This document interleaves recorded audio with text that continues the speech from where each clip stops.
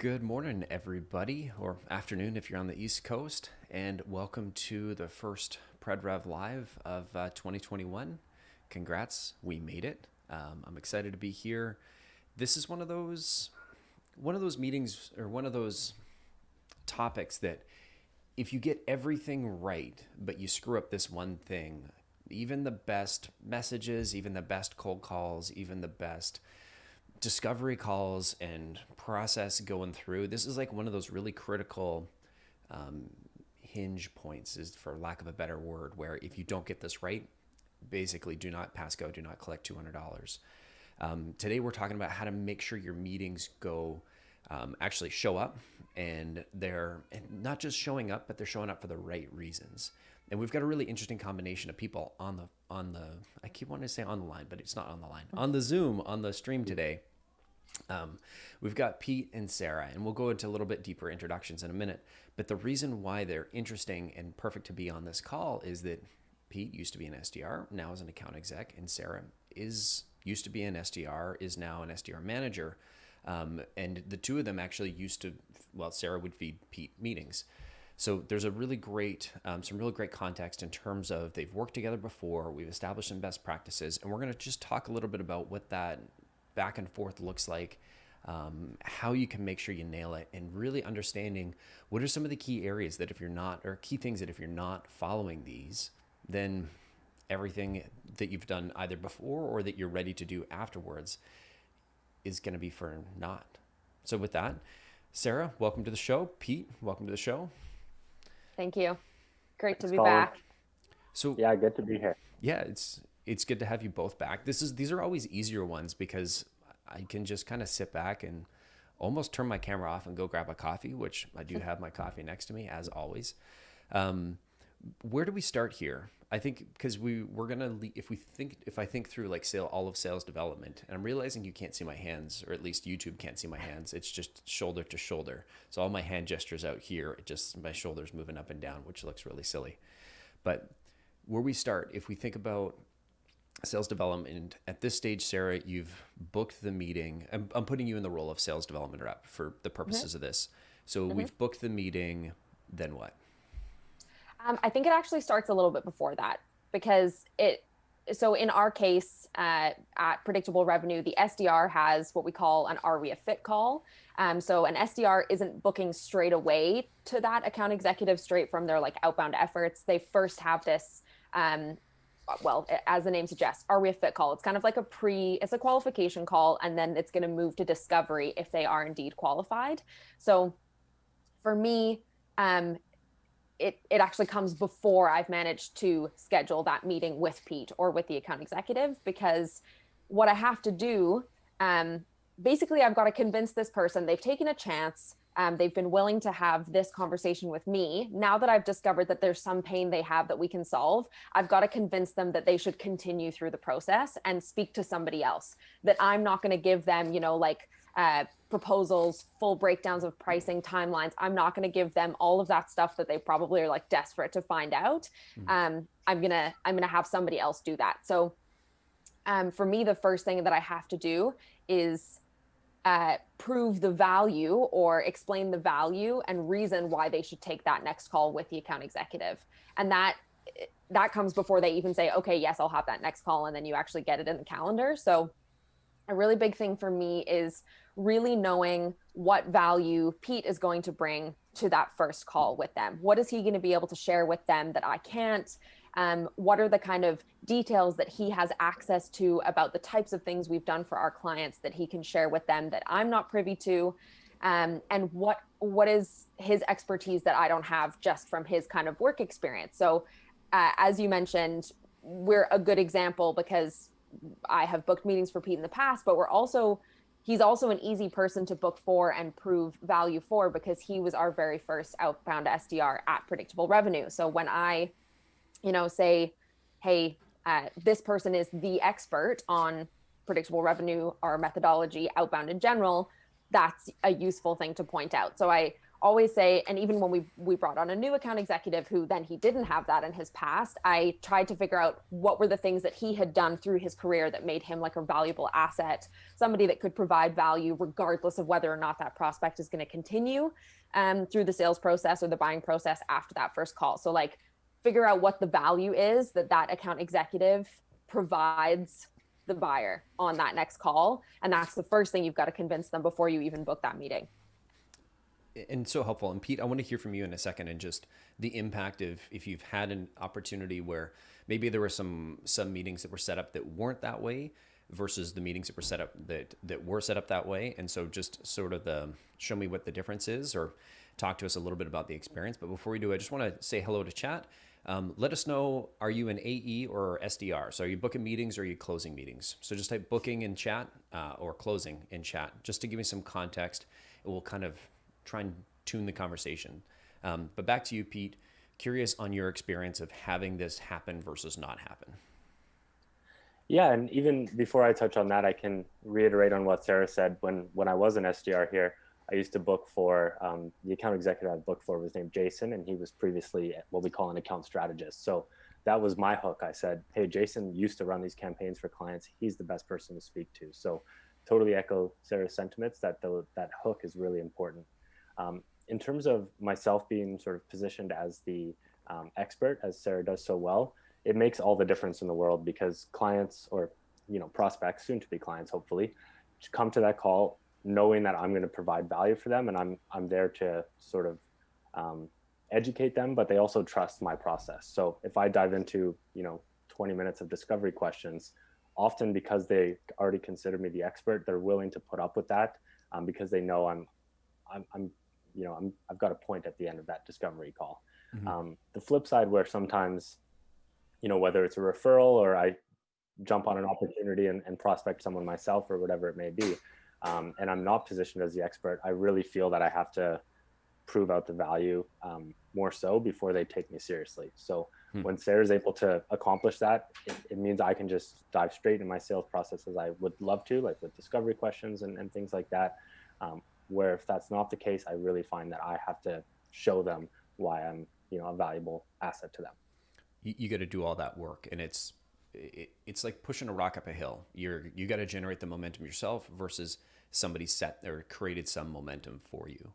I'm curious on why this is important, right? Like why is it key that Sarah, like, especially when we think about why not just have Pete take all these meetings, right? Why like, especially once we've got sort of the ball rolling, or even just with an inbound, why not send it directly to Pete? Why is this such an important part of the process?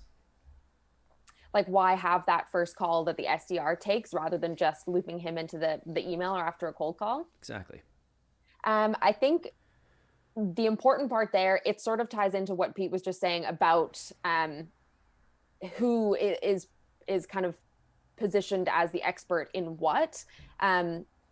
I think either way, if I had to take it all the way, or if Pete had to take it all the way, somebody's having to do the legwork of building up the proving our value, getting this person to open up and share what their problems are, and then saying, okay, here are the problems that we can solve, and then figuring out which program of ours fits best, and then kind of taking it from there. I think having those segmented roles, and then having the onus be on the SDR to dig in and find the challenges, and the pain points and the problems that prospect has, and being like, what if there was a solution to that? And that piquing their interest and being like, yeah, I would love that. I would love to not have this problem that I've had.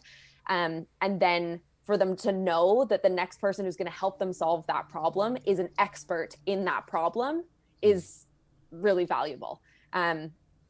I think you'd spread yourself quite thin if you were expected to do all sides of this process.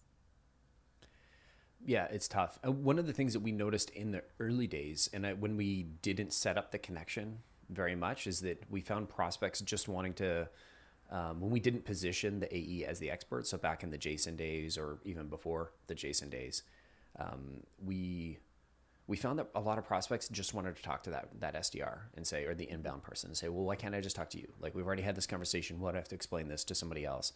And then when they would go to the account exec, they they would almost like they complain that like I'm having the same conversation over and over again. They didn't see the value. And so I think from a design perspective, it becomes even more important, especially when there's SDRs involved, because you need to show the prospect the value of actually getting on that call with the SDR in the first place. And then the value of, okay, well, now we're going to stop this conversation and I'm going to hand you off to somebody else. I think that's where it's important that the SDR's role is uncovering a problem, but not designing the solution. And that's the key difference between the two. Because yeah, you don't want to have the exact same questions being asked on both calls. That's where I think it's also really important that an SDR takes really diligent notes so that those same questions aren't having to be asked on the discovery call with the AE. But either way, the SDR, and this is something that every company then needs to like lay out as their kind of questioning process, their qualification into discovery process. Like, what are those questions? Where does the one end and where does the other begin? So that you don't have any crossover and there's no kind of friction for that buyer. But really, I think the SDR role is just uncovering a problem and then saying like, we can solve that. How? The expert will let you know. You create that little tease. I gotta say, if you're, let me know in chat, are you, as if, like we see a lot of SDRs here and I see some doing both. If you're an SDR, do you find yourself in the habit of trying to go a little bit too far in terms of, you know, you ask too many questions or you get a little too far down the process? And if you do you ever find that it's really hard to let go of the prospect or to book them? I can say pretty confidently that just about every SDR we've had, their first couple of calls, their first maybe month, everybody wants to hang on to the call a little bit longer. And it's not their fault. It's not that they were dumb or bad SDRs. We've got two exceptionally successful SDRs or ex-SDRs on the call here that I can't remember if either of you did this, but I'm going to assume there was probably a little bit in each of your first calls if we had them recorded. It's a natural thing to do. And it's kind of an awkward motion to get used to.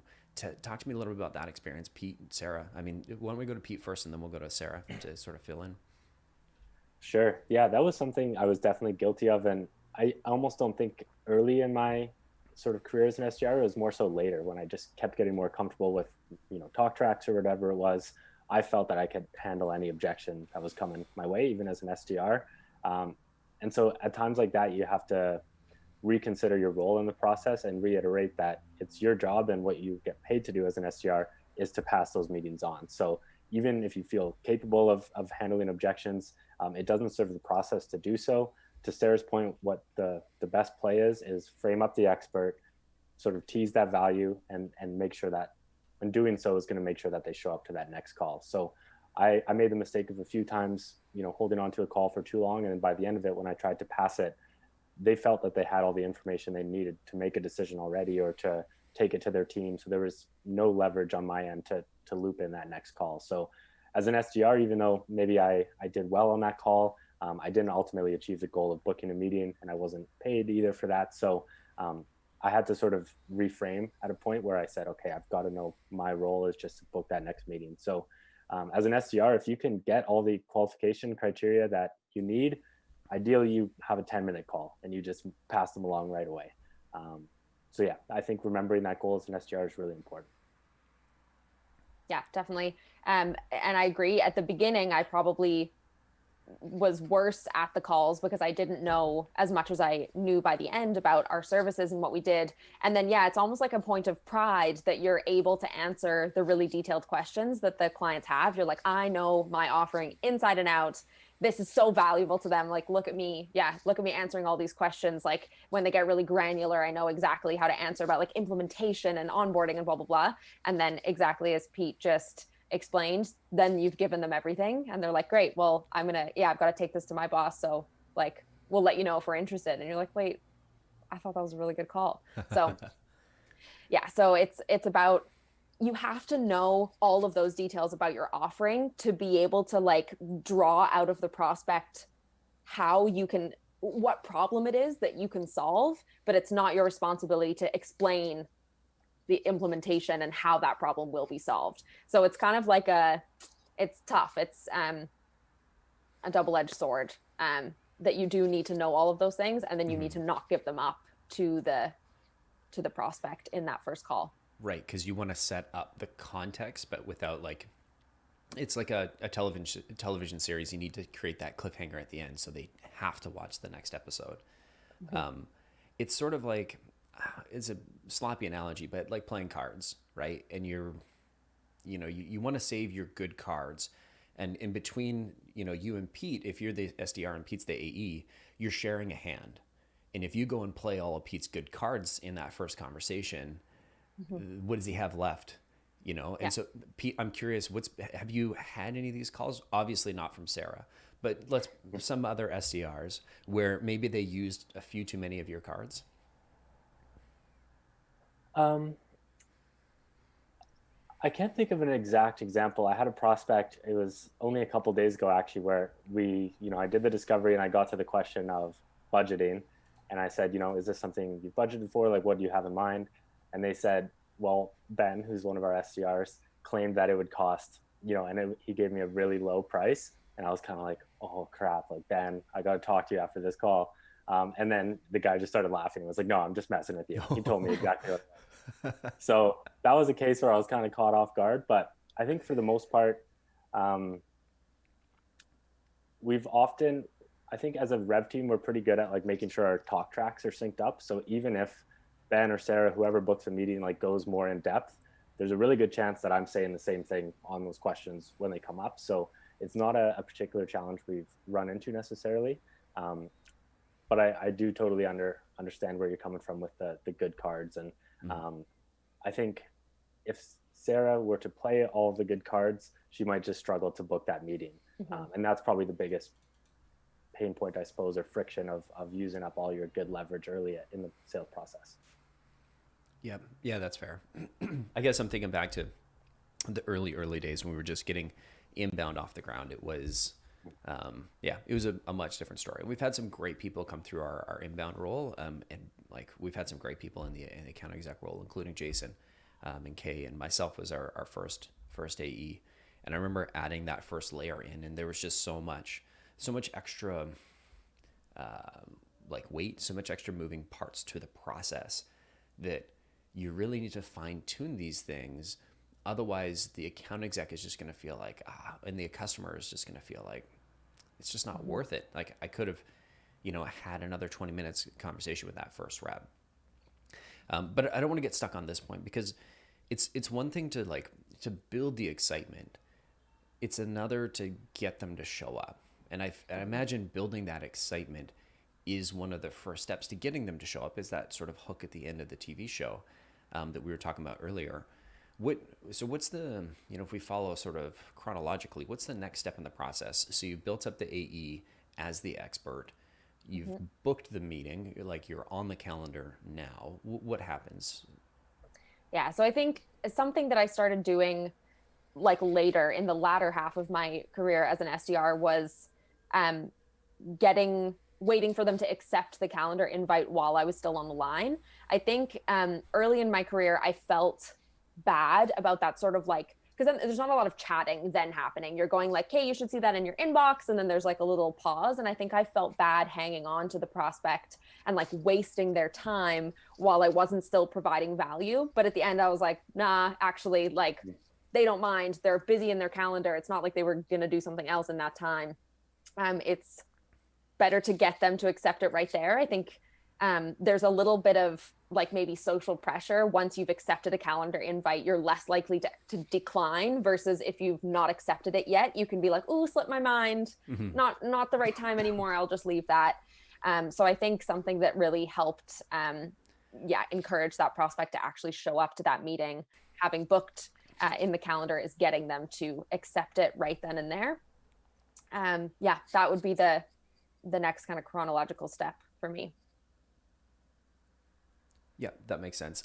That's such a SDR masterclass element of just being comfortable with the silence, and it's social pressure a little bit. It said you agreed to attend this meeting.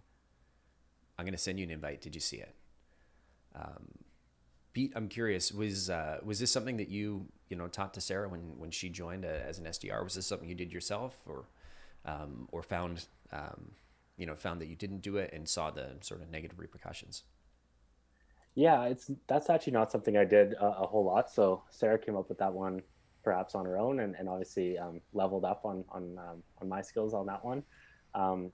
I do think that makes a ton of sense though, because it's almost like a last second temperature check where you make sure that they're serious about that next call. Because sometimes dealing with an SDR, prospects just kind of want to brush you off and say, okay, yeah, send me the invite, and they don't necessarily intend to check it. So if you actually sit there and make sure they accept, there's a really good chance that they're going to show up. Yeah. Cool.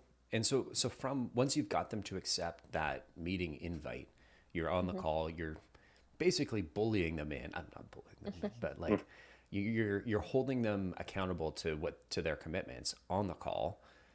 And then is there any contact between that and then actual once they show up? Yeah. So right after they've accepted that calendar invite, I'll always say to them, okay, great. I'm going to send you an email now, just introducing you to so-and-so that you're going to be chatting with on day. I'll also send you just a quick overview of what we chatted about. But so-and-so will go into those details that we mentioned. So I let them know that there is going to be contact that's coming right after the call usually, but it's coming in between now and that AE call. Mm-hmm. And then what I do is send them an email, CCing the AE that they're going to be talking to, saying like, hey, Colin, great chat today. Was really excited to learn about specific thing we talked about. As I mentioned, Pete was one of our very first outbound SDRs at Predictable Revenue. So he's the best resource, not only on our services, but on our methodology as well. So kind of, again, reiterating this, like, even if you don't go ahead with buying from us, here's value he's going to provide you. Mm-hmm. Once more, just like really hammer that one home. And then put in the time and date of that call, just to remind them again, even though they've accepted, where it's going to be. And then thank them and send that off to both the prospect and the AE. Very cool. Just one housekeeping detail, Pete, before you jump in. Sarah, your mic is getting caught. I think it's rubbing on your hair. There you go. Thanks. Sorry, Pete, care to jump in there? Yeah, I was just going to say, to build off that, as an AE, I think the onus is on you. If you get an email introducing you, it's up to you to, whether the prospect says hi or not, you should introduce yourself again and establish that relationship. I think we all know that things pop up, and taking a sales call is not always a top priority for prospects. So giving yourself the opportunity to start that dialogue and say, hey, I'm here for you if you need help, whatever, before the call. I find, again, it's sort of that social pressure where if someone can't show up to the call, they feel almost obligated to give me a heads up and potentially even reschedule. So I've had lots of cases where I introduce myself, and then the prospect the day of says, Pete, I can't make it. Let's look at tomorrow instead. So ultimately, you don't want people ghosting you, because as a salesperson, you're floundering if that's the case. So if I understand that someone's not going to come to a meeting, and I know why and when we're going to try to reschedule, at least I know when my next touch point is, my next step, etc. And I find that introducing myself gives the prospect the avenue to keep me in the loop. Yeah, I love that. And I think this is one of my favorite things when I see account execs jumping in on those conversations, because it's the baton pass, right? Mm-hmm. And in the, imagine a relay race where one runner runs to the line and then puts it down, and then the other runner waits a couple of days to pick it up, right? I've noticed this in my emails, just when I'm emailing anybody. If they email me and I respond back right away, there's that social contract that I'm going to reply. This is a high priority conversation to me.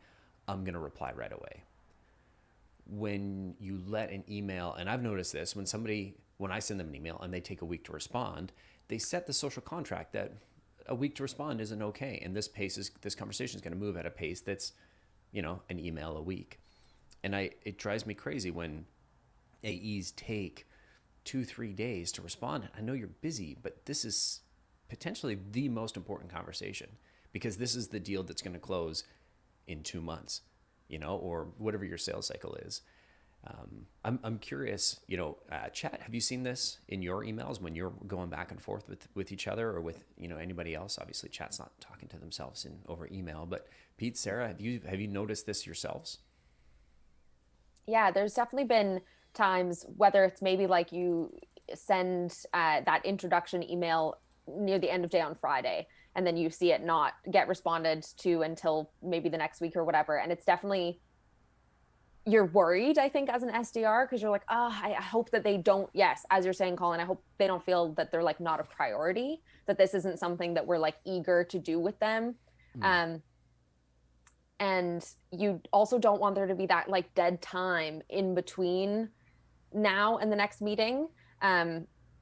You've got to like keep up the momentum, stay top of mind, keep reminding them like, oh, this is the value that you're going to get. So if it's like this email thread is kind of active in between now and when they're going to have that meeting, they're so much more likely to attend. And if it goes dead in between, I think it's so easy for them to forget why they were even going to take the call in the first place, because especially with outbound, they didn't come to you. They didn't know they had a problem, seek out a solution to the problem, and then it's like high priority, it's urgent for them to solve that problem. A lot of times you've uncovered a potential problem that they didn't know that they had.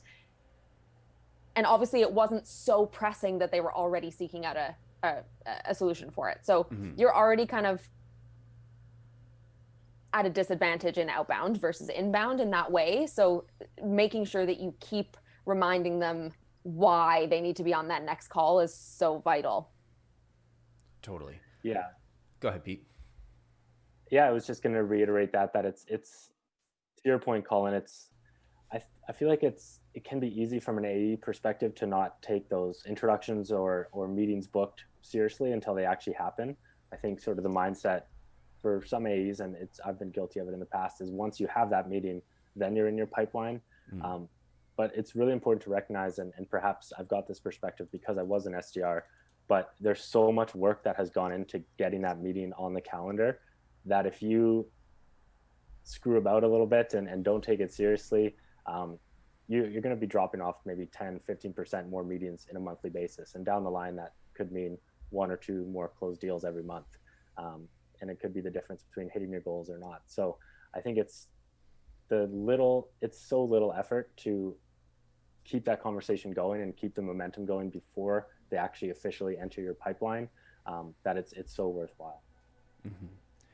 Yeah, I mean, this is the AE SDR handshake. And, you know, if you think about your digital first impression, right? Like we're not going into somebody's office and Sarah's walking in and saying, hey, prospect, this is Pete, you know, he's the expert I was talking about. I've actually made that call where I've gone in with somebody, or I physically walked in, and you're making a physical first impression.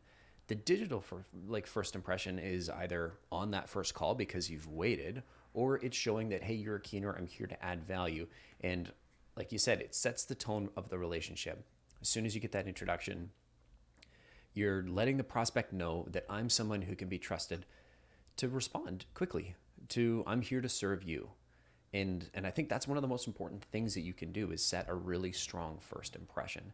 And so it kills me when AEs are just like, or even like I've seen SDRs not following up and responding to prospects right away. And you're like, what are you doing? You know? And so I'm not going to get on that bandwagon and just rant about a few things that have happened, but it's one of those really important pieces. You want to make a really strong first impression, and you got to set the tone of like, this relationship is going to be a high bandwidth connection. You're going to respond to me, and I'm going to respond to you very quickly because I'm here to serve. And so I'm curious, we've talked a little bit about, call it that handshake. Is the meeting now in Pete's hand, or is there something else that kind of sits in between? Yeah, this time is really that gray area where as Pete's saying, like technically it belongs to me still, because I'm getting comped on a meeting that is attended. So I'm trying to push for that meeting to actually happen on Pete's end. But as he mentioned, it's important that he gets involved there because he can help it be more likely to be an opportunity in his own pipeline. So technically, no, it still falls under my responsibility. If that person doesn't show up, it's my responsibility to follow up with them, try to reschedule. If they want to reschedule and the AE is too busy to do that, it's my responsibility to find a better time on the calendar, all of that. But it is so important for that like lack of friction, that both parties are really actively working on getting this meeting across this like no man's land and into the pipeline. And I think it's also huge for, your AE SDR relationships, like that has to be frictionless because you guys are working together. You're like two halves of the same machine. You want an SDR as an AE, you want the SDR to be booking you really high quality meetings. As an SDR, you want your AEs to be working your opportunities really well. You don't want them to go to waste. And so yeah, it just feels really bad as an SDR if you've like put in all this work to getting this outbound meeting and then you can see it falling apart and you're like, this is going to fall on my shoulders. I'm not going to get comped for this meeting. I'm going to lose this prospect. Their view of like our brand and our company is not going to be great because we've dropped the ball and we've let them know that they're not a priority. So it's, I think, really important for everybody involved that everybody is involved at this stage, although technically, yes, it's still the SDR's responsibility until the meeting has been attended by the account executive. Yeah, totally. It's technically, you're right. It falls on the SDR only because that's what they're comped on, like meeting attended. But we sort of take a team effort approach, at least here at PredRev. Like an example would be if I see that a prospect has shifted their response from yes to maybe on a call that's tomorrow, I might ping the SDR who booked the meeting and let them know and say, hey, how can I be helpful? In a lot of cases, the SDR has the stronger relationship with the prospect, so they might want to own that conversation to see sort of, you know, why it switched to a maybe and can they get it rescheduled or whatever it may be. But a lot of times the SDR also says like, hey, you could add value if you chimed in with, you know, this piece, like reiterate how you can add value or whatever it may be. So we sort of take a case by case basis where as an AE, I want to be as helpful as possible to the team because obviously I don't close as many deals without a strong SDR team. So if I can be helpful to them, we sort of brainstorm and work collaboratively on how to make sure they show up if there's any doubt that they're not going to. And I think one of the things that is, I mean, you're talking about it, but it's not being said, is that we have very clear guidelines for this is who owns the opportunity, who owns the meeting, and like when that handoff occurs. And I think one thing that Julian's, the manager or our Rev team leader, has done a really great job of is making sure that the lines are very clear, and said this is how we handshake between AEs and SDRs. This is who owns what, and this is why. And there are things that happen, like you said, Pete. If technically it's still in Sarah's hands, and you see somebody sort of maybes it, or if you see them decline, like you're going to pass that back to Sarah. That's a really collaborative space to be. I've definitely seen organizations where the AEs aren't that collaborative, where they're not helping. And I think that's one of those things that if you have this mind that it's like you're throwing it, you know, over the wall, or the SDR team is tossing it over the wall, and you're just catching it and you're going to do whatever you can, you know, with it, you know, it's not really it's not a collaborative space, and it's not going to be you're going to lose deals, right? And it's going to feel disjointed to the prospect. And I think that's the one thing that we're optimizing for. And the sort of glue that holds us together is like, I mean, you've got really good people in the organization in these roles. The processes and how you do things and how you comp people is critical to making sure that it's all flowing together. So I'm curious, now that we've got the prospect has readied up, are we at the point where they've shown up for the day, or they're showing up at the meeting? I think it depends on how quickly that meeting's coming up, because sometimes they say like, okay, we have this project that has to be finished before I can have that next call. I am excited to have it, but it has to happen like after my project finishes, and then I take my like paternity leave or something, and all of a sudden it's months out potentially.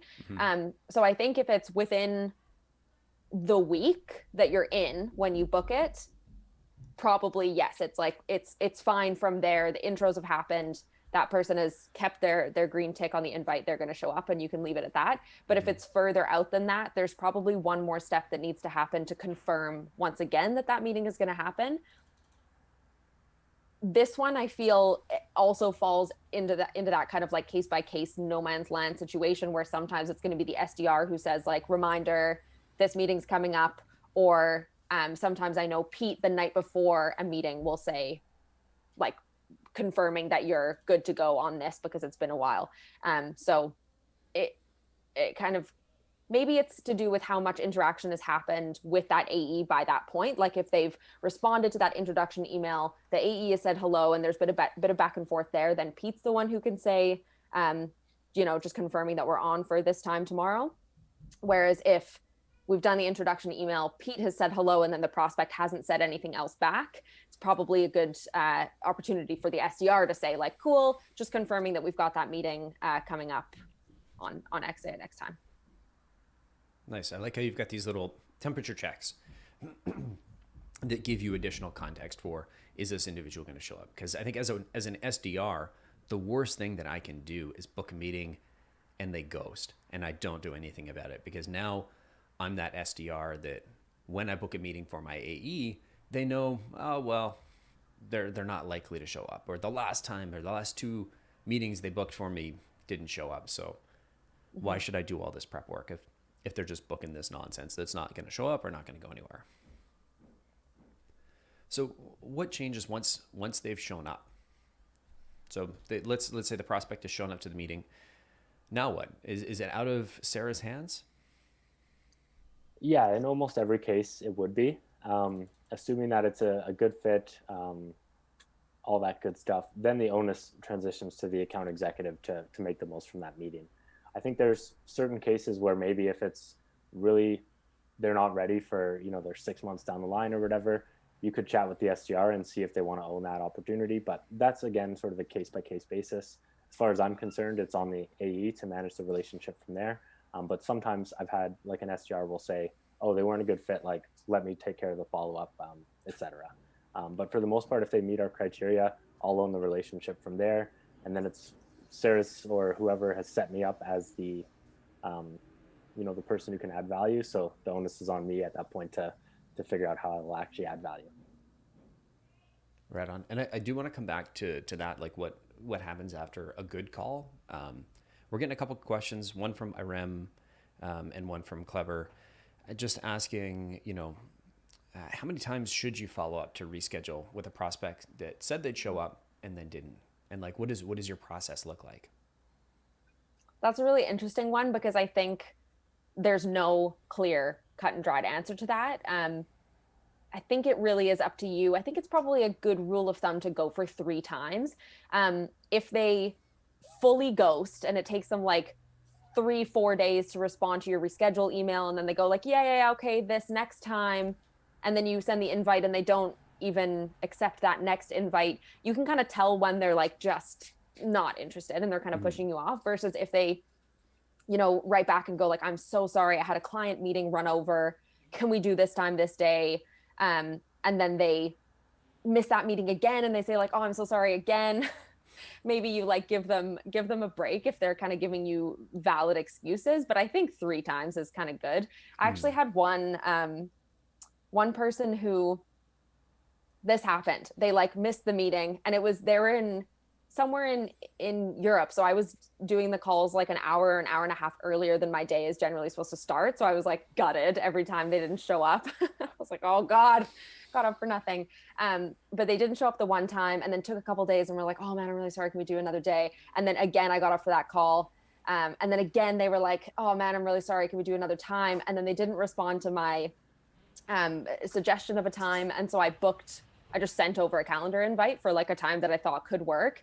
And then he responded being like, I don't appreciate unsolicited calendar invites. And I was like, oh man, like it wasn't unsolicited. We were really like at this point in our relationship, I thought, but like my apologies. And then he was like, it's fine. Let's do it in like 2 months. Anyway, so I like worked relentlessly for this opportunity. And by the time we actually had the call, he like wasn't interested whatsoever. And so I shouldn't even have pushed that hard. Like if you're really having to work that hard to get them on the call, they're not interested. Like they don't see the value. So is that just an opportunity to say, like, if you're having to push and it feels like you're trying to push a wet noodle up a hill, and they're just kind of, every time you try and do something, they're, zagging out of the way. Is this just an indication that they're not a great fit, in the first place? Could be that. Could be that you didn't do a good enough job of positioning your company as a solution to their problems. In which case you could go back and review that call and take a look at where some problems might be with your AEs, with your colleagues, with your managers. Because it's not necessarily that they're not a good fit. Like definitely early days as an SDR, I was losing people for sure who were a fit because I just wasn't doing a good enough job. So it's tough to know, but definitely you've kind of already lost them if you're having to work that third, fourth time. So maybe like leave it, let them forget about you for a few months, and then come back to them 3 months down the line with like a reason why now is a better time than it was then or something. Yeah, and your hair has made its way back to the mic. Thanks. I'm a fan of and I've done this in the account executive context. You know, when you're chasing somebody, one of my favorite lines is just, or emails is just, hey, is this still a priority or has something changed, right? And I've done a variety of different iterations on that, but it just lets them, gives them the opportunity to say no. Because I think all of when I see SDRs hustling me, there's no opportunity to say no. I've put you in a sequence or a cadence in my, email gun, and I'm just going to bombard you. It's not a genuine, real conversation. And giving them the out to say, yeah, this actually, priorities shifted, priorities changed, gives them the ability to say, talk to me in 3 months, right? Because you're not just pushing and pushing and pushing. And yeah, I'm curious sort of what your experience has been there, Pete. Are you a push? Do you like to give them the out? Yeah, I think, well, I would echo what Sarah said, that sometimes it's a bit of a gut feel. Like 3 is a good rule of thumb, but I've certainly had ones where I felt if we had a really good conversation and I felt we could really add value, then I'm a bit more persistent, almost to the point of being stubborn, because I'm like, I know we can help you. I'll build off what you said, like a phrase that I think is really helpful, especially towards sort of the end of a cadence, so to speak, if you're trying to get back in touch with someone, is saying, is that no longer a priority for you? Because that encourages them to say no in a good way. They say, no, it is, but I've been busy with this. And so using that, again, gives them the opportunity to say no, but also usually gives you some good line of sight into what sort of shifted and when it makes sense to pick up the conversation. So a lot of times I've said that and someone said, it totally is a priority, but right now I'm prioritizing this. So it's something that we're going to talk about in 2 months. And so then I know exactly why in 2 months I can reach out and I know exactly what to say and why it would make sense for us to have another conversation. Yeah, I'll back up the claim that Pete is, to put it politely, relentless in his follow-up of prospects. I want to say you probably have the record of longest time that you followed up with a prospect that actually closed. Yeah, I was actually looking as part of my level up process here at Predictable Revenue. I just wanted to find an example of that, and there was one that came to mind. It was like a really big brand name, a company that I really wanted to pursue, and I counted the follow-ups. There was 45 follow-ups, 42 of them were unanswered. So for whatever reason, I was like, I would just get a little sliver of like a response, and that would encourage me to do like 15 more follow-ups unanswered. And they eventually closed, and we had an engagement with them. So yeah, that was really cool to see. But certainly if I see the value there, and if you give me a little piece of hope, then I'm pretty relentless. Sarah mentioned something earlier, and you had a prospect that you just sent the invitation to. Pete, I know you've got some experience, but I'm curious, is this something like, when and where is this tool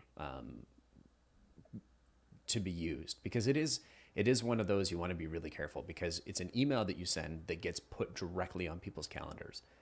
Some people are very defensive. I'd say most people are very defensive. Before we jump back to Sarah, Pete, I believe you ran an experiment with this, sending email invitations cold, maybe? Yeah, I did. So I think calendar invites, like just sending them, can be a good strategy. I tried to do it with cold prospects and found actually like pretty good results, where I'd book like maybe like 2 out of 10 meetings, but then like 6 out of 10 would be like dead zone prospects. Like you burned a bridge. They didn't care for you anymore. It's kind of like when U2 put their album on everyone's phone, and everyone was like, I might have listened to it, but this is just so intrusive, you two, like, leave me alone. So yeah, it kind of worked, but I think as a cold strategy, it was a net loss, I'd say, where we burned some bridges. I think where it's helpful is where you've developed a relationship, like Sarah mentioned with that person, where she had a back and forth. For me, if I've had a call with someone that was positive and we've just seemed like we're struggling to link up, like almost like we're playing phone tag, then I might just throw the calendar invite there and let them know, like, hey, I took a shot in the dark. I sent a calendar invite. If that doesn't work for you, just suggest a time that does. And I find as long as you frame it in a way that's, you're trying to make sure it doesn't come across as intrusive. You're just trying to help, and scheduling is a nightmare sometimes. So just giving it a shot in the dark, I find that can be a good tool. When we did it cold, it was like a fun experiment, but some people got pretty pissed. So not something I'd necessarily recommend. Yeah. I think I remember we had some, like, there was like truly cold and some that were like maybe we'd had a first touch. And I want to say if we'd had a first touch, we had more success. And if it was pure cold, it was exceptionally negative. I want to speak to your manager bad. Yeah, I tried it out on that second front, on what we call the midbound front, where I had marketing send us lists of people that had engaged with marketing content but had never come in through inbound. So technically they were like out in this gray zone where they knew of us. They had clearly taken some interest in what we were sharing, but then they had never seen enough value to come in. And I tried hitting a bunch of them with the cold calendar invite, or the unsolicited calendar invite, with some apologetic language and why I was doing it. And it wasn't bad. It wasn't so bad. I didn't get any responses that were like, what the hell was that? Why did you do that to me? Definitely a lot of people just didn't answer or declined it and left it and didn't answer the kind of like note that I had attached. Yeah. But I got a good few meetings from that month. So it definitely, there's a time and a place. 100%. When I was early AE here and just handling inbound, we didn't have an SDR. On the inbounds, I was so overloaded because I was also trying to be founder, CEO, and account exec, and a million other things that I wasn't good at yet. Still might not be good at yet. There was so much, I just didn't have time. It'd be like 7:00 at night, and I'd be getting to my inbounds from the day, because I'd check in the morning and I'd do everything that came in overnight, and then you got all this other stuff, and I don't know, I'd be working till, the long hours that you do as a founder, early founder. And I just, out of necessity, I would just respond to the inbound and I'd say, hey, great to meet you, yada, yada, yada. That can sort of build a little personalization. And then, like, I'm going to drop you 2 calendar invites. If either of them work, respond. If they don't work, decline. And I'll shoot you, I'll shoot you another couple for, later in the week, sign off. And then PS, if neither of those work for you, here's a link to my Calendly. So I'm doing the work. And I don't know if I would recommend this approach. I think as CEO or founder CEO, you get a little bit more clout. It just makes, I remember when I added CEO to my title as opposed to just my name, it was 10 times easier to sell. And so it's not that I was a better salesperson. It was just the context is different when you're speaking to the CEO. There's different sets of expectations of what's okay and what's not okay. So I've seen a few founder CEOs in the chat here. So that's one thing that could be helpful if you were overloaded and you're just trying to get something done. I got a ton of value. I booked a huge number of inbound meetings. These are people coming to me. So there's already a bit of momentum there. I definitely wouldn't do it with outbound. With like pure cold. Mm-hmm.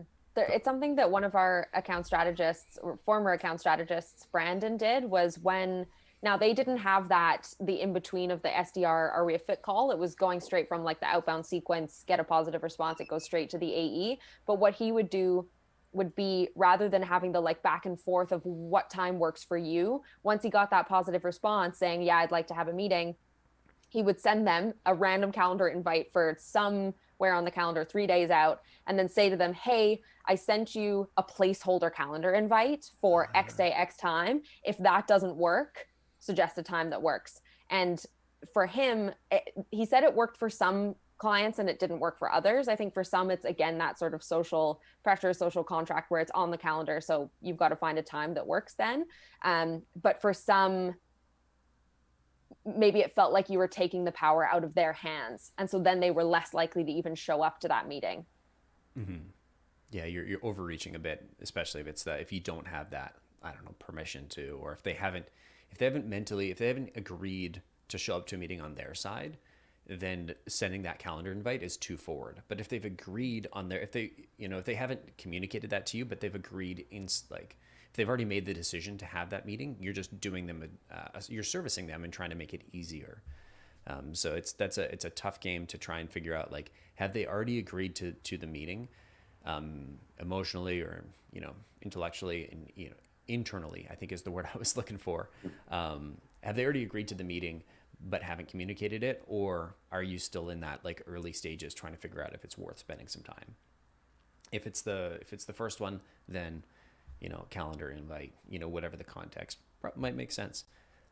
Enzo in the chat asked, how direct should you be on first contact, whether it's LinkedIn or the first email? I just transitioned from an AE position into an SDR position at a different company. Great content, by the way. So Enzo, let me know in chat, is this your first, is this first contact as in your cold email, or is this sort of when you're trying to get that meeting booked? But I'm gonna assume this is the first ever contact with the prospect. So the first email or the first cold call. Sarah, why don't you lead us off and then we'll go to Pete.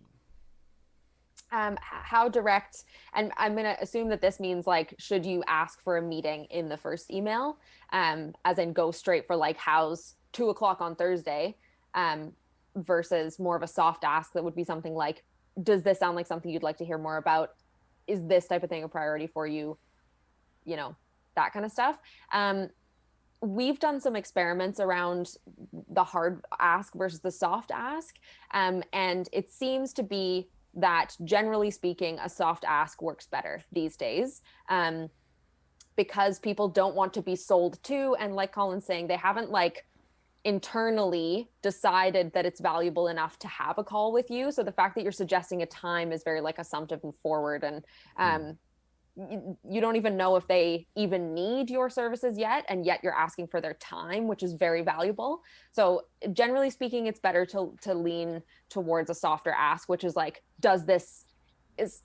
intention of that question is, does it make sense to have a conversation about this? Mm-hmm. How you phrase that is up to you, and you can do some A/B testing there, or you can check out the outbound labs we have on soft asks. But I would say not direct on your very first contact. And Enzo confirmed that's exactly what he was talking about in the chat. Cool.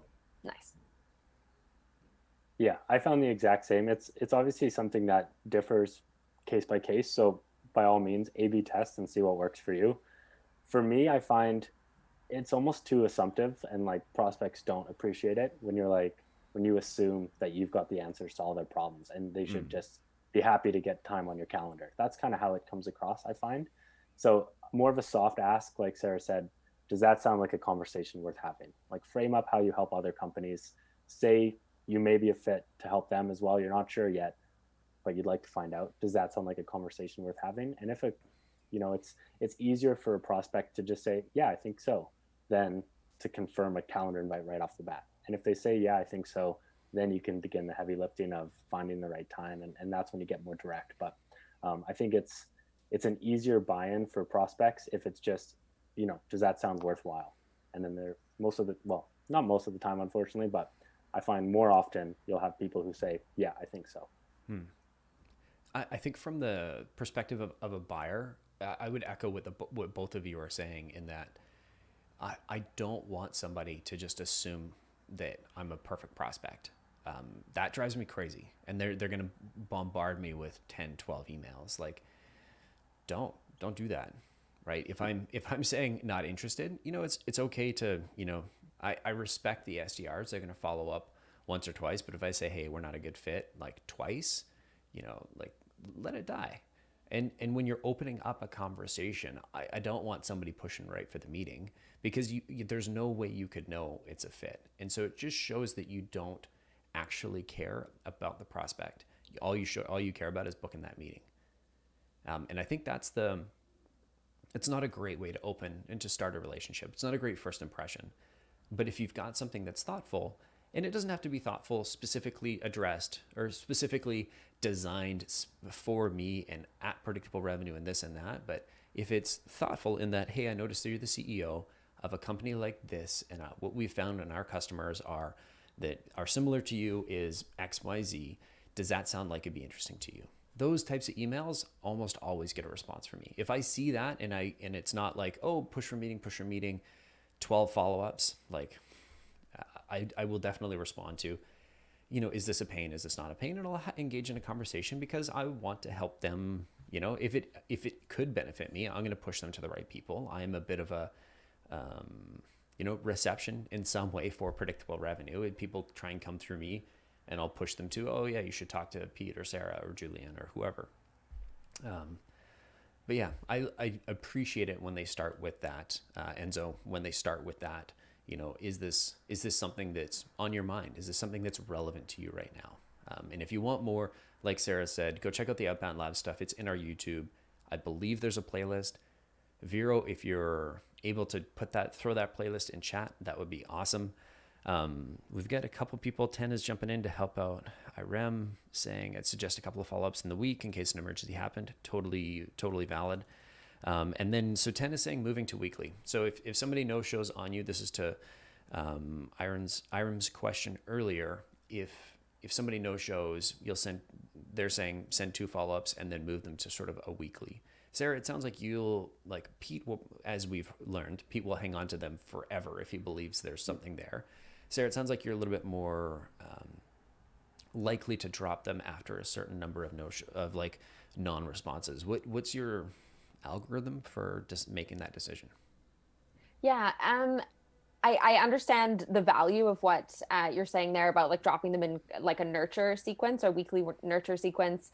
I think this is where you can kind of gauge how great a fit you think they are. Of course, you haven't had the opportunity to actually speak to them, but if like you're thinking about your company's ICP and like your dream customer, if this customer that you managed to book the meeting with and then they didn't show up is this dream customer, it's probably worth hanging on to them and trying to revisit that. In which case, yeah, you can put them in a weekly. Weekly might be a little bit too often, in my opinion. I think it might be something that you want to go down to like monthly, or even start again fresh with like some more personalized stuff in a month's time or something. Like you come back to them. Yeah, I've never tried just like a weekly sort of drip thing on these prospects that I think are high value.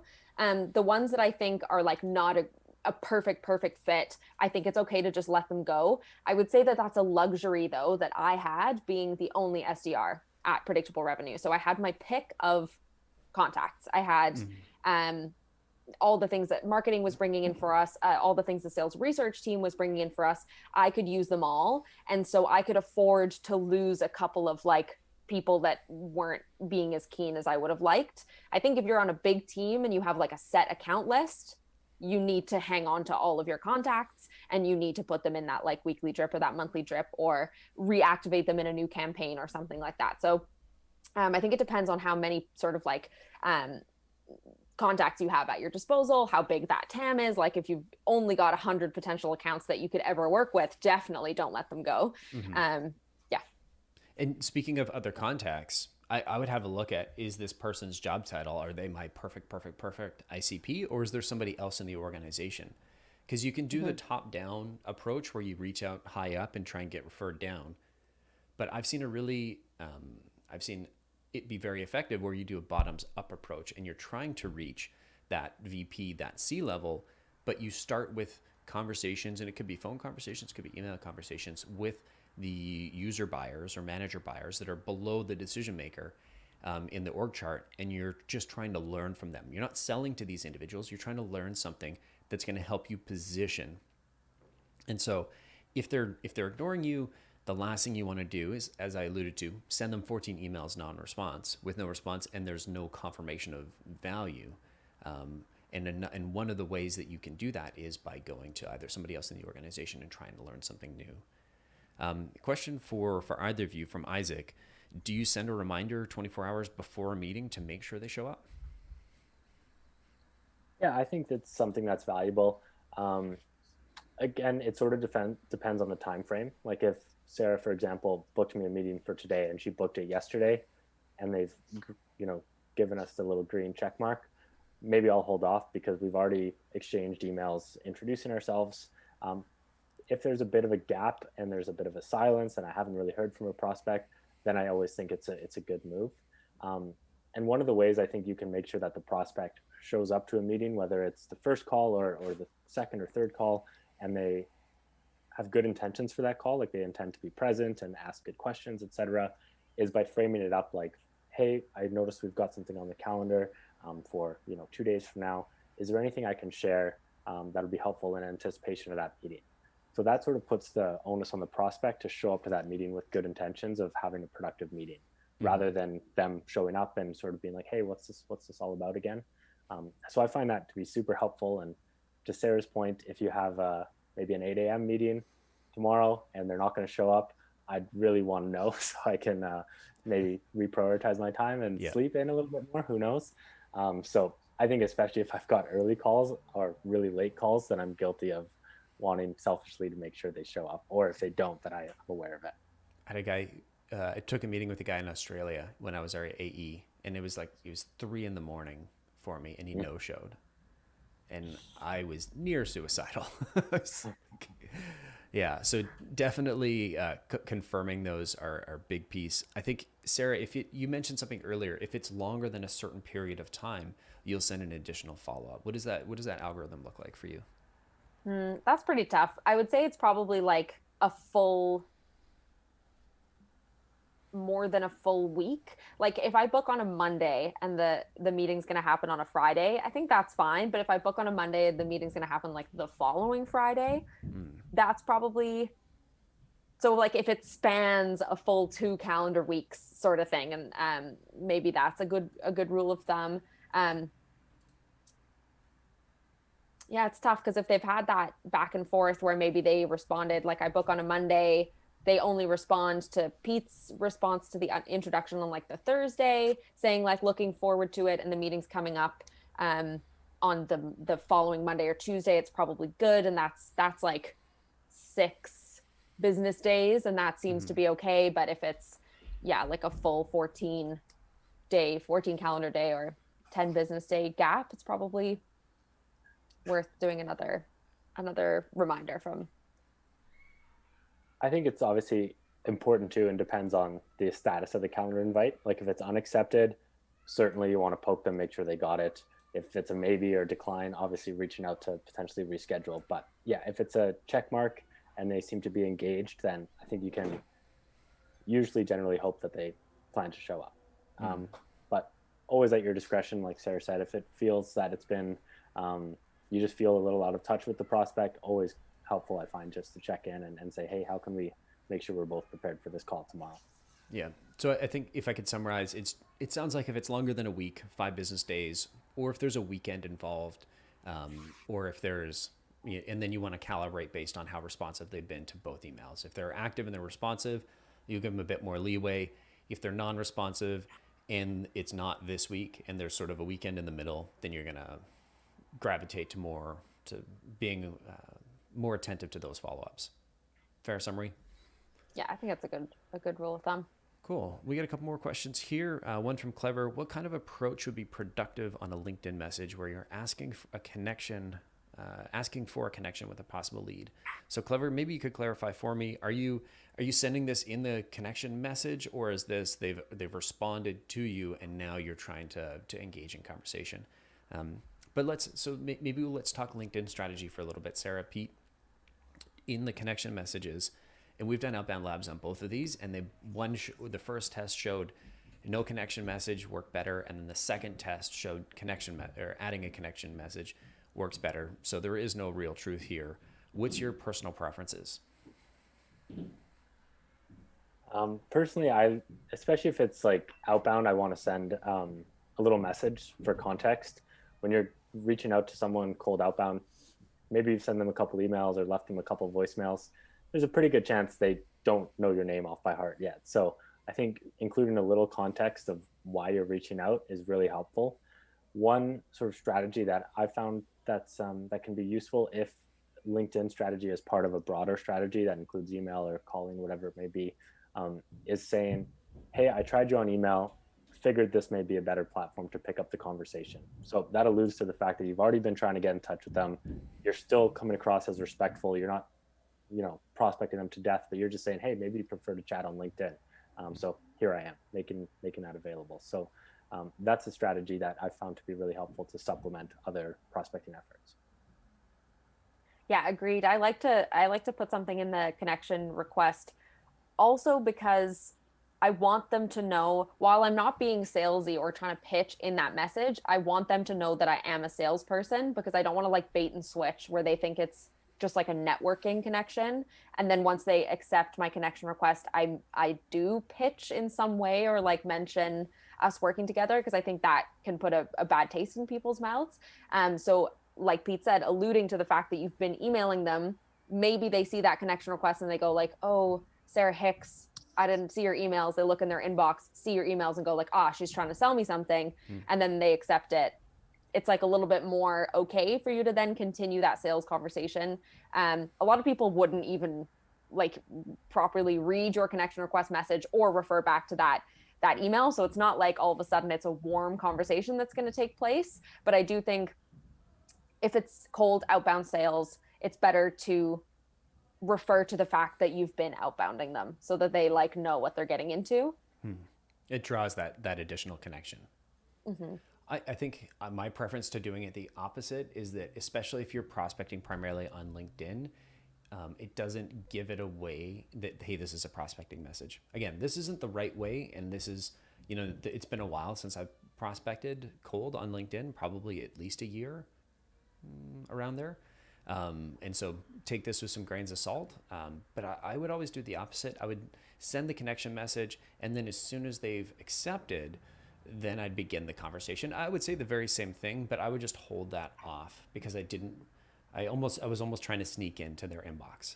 So for better or worse, that's what I was doing. I was also doing this back in the day when Reportive still worked in Gmail, when you could just little button. If anybody remembers Reportive, it was just a little sidebar in Gmail that allowed you to, it automatically showed anybody's LinkedIn profile that you hovered over their email address, and then you could just hit connect. Incredibly handy. And that's, I think I got in the habit of anybody that I emailed or anybody that emailed me, I just popped that right away. I'm curious though, what stage does LinkedIn live in your process? Like if you're emailing back and forth with somebody, what tips you off, or what is your mechanism for saying, I should add this person on LinkedIn? As an SDR, it was something that I just built into my cadence, and it was usually after I sent an email or two. I like to lead with an email, and then I would follow up with that message I sort of mentioned, like, hey, I sent you an email. If that's not where you want to chat, then let's do it on LinkedIn. So you give them that option.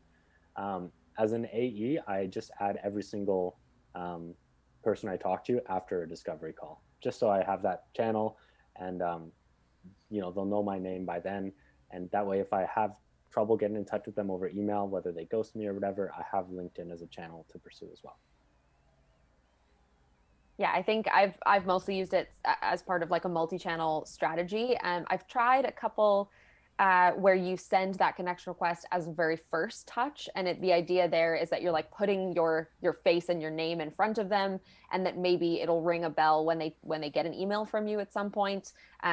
Part of that strategy was also putting a headshot in the signature of my email so that the same face that they could see on LinkedIn showed up in their email. I didn't see staggeringly positive results from that. I would say it's inconclusive, and it's probably still worth trying again. But I think it comes down to the time that you're going to spend on it, and weighing up the manual versus automated and what goes into your sequences, because unfortunately with LinkedIn, you can't automate very much.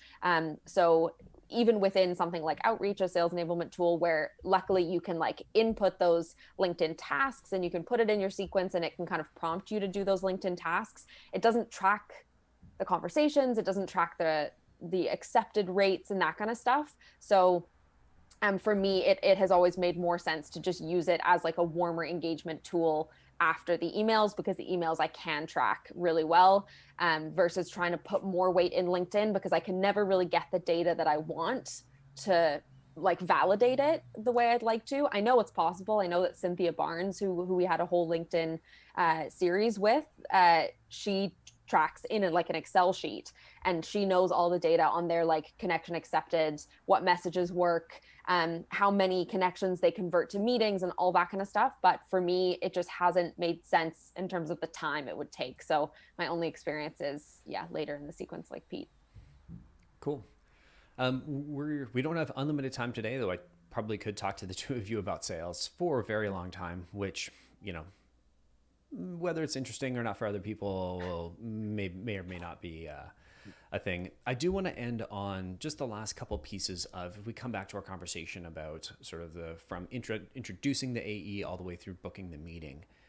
It sounds like we got the prospect on the phone, and where do we go from here? Once we're on the phone, Pete, you've accepted it into your pipeline, and chat. We've got about 5 more minutes here. So if you got other questions, get them in. I'll do my best to get them before we wrap here. But I just want to hear from sort of Pete and Sarah, like, what are your roles in once they've accepted the call, and what happens next? What does that follow-up look like? Sure. Well, we've done a few webinars on, discovery process and things like that. So I won't, bore all the details on that. But I think in the spirit of booking that next meeting, what's really important is to frame up the value for another call. So a lot of the times, if you do a really good job of discovery and you're able to pitch, you can frame up the value of that next call and, hey, my plan is to send you a proposal. Almost every customer I ever talked to has questions once they've seen the proposal, So let's settle on a time next week to make sure those questions don't go unanswered. Another piece of that puzzle is you want to understand what the buying process looks like, so that almost like giving the prospect homework, like if they need to talk to other stakeholders, I want to get an understanding of who they are and what their plan is. So for example, if a prospect says, I need to talk to my CEO about this, I'll say, great, when are you meeting with your CRO or CEO, Let's set up a time, whether it's the next day to check in, the day of, so we can touch base before that meeting. I want to make sure that I'm sort of being involved in their buying process. And that way, if I'm to reach out a week from now, I can reach out with the sort of the cue of saying, hey, I know you had that conversation with your CEO. How'd it go? Did they have any reservations? How can I be helpful? So trying to understand what that buying process looks like almost puts the onus on the prospect to keep you in the loop, but it also gives you the opportunity to give a really thoughtful follow-up rather than just a sort of, hey, what do you think of the proposal? You really have a good I don't know what the word I'm looking for is, but like a good cue to reach out. There's a lot more context. It's not just a generic follow-up. You're doing yourself a favor on the call by giving yourself the material, the content, to add a little bit more texture to that follow-up. Yeah, totally. Perfect. Sarah, anything that we've missed here that we haven't, that you were hoping for us to get to today?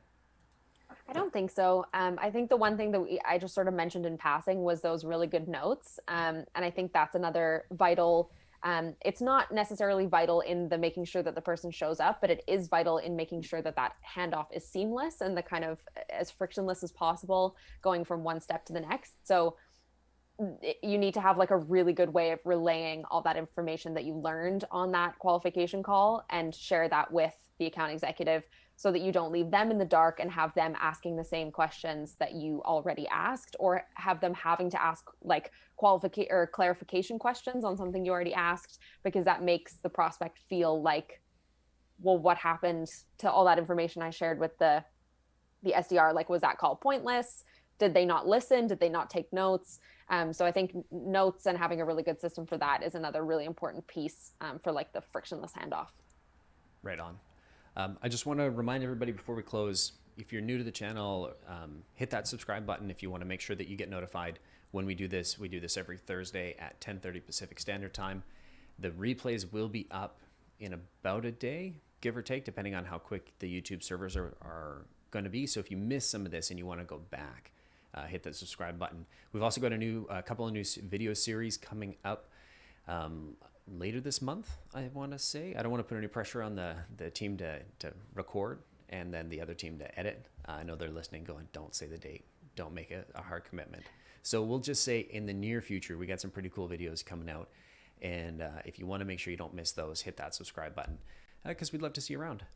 Pete, Sarah, thank you so much for coming on. It's always a pleasure having you on. I love that we had that, there's the texture of, Pete's been an SDR, is now an AE. Sarah used to be an SDR, feeding meetings to Pete. And now you're the SDR manager over here. So really appreciate you both taking time and coming on. If anybody's got questions, what's the best way for them to get in touch? LinkedIn. Shoot me a connection request and send me a message and I'll respond for sure. Yeah, just send me a blank calendar invite and see if that works. I would love that. That would make my day. And we've talked about it a couple of times, the Outbound Labs video series. We've got some more of them coming, but the ones that we did that we referenced, I just threw that in chat. So if you're listening and it's not live, scroll down to the last item in chat. It'll be there, and you can go and look at all those videos. Thank you so much. My name's Colin, here with Predictable Revenue. Thanks to Pete and Sarah and all you in chat for coming and hanging out. Happy New Year. Welcome to 2021. We'll see you next week. Thanks, guys. Bye.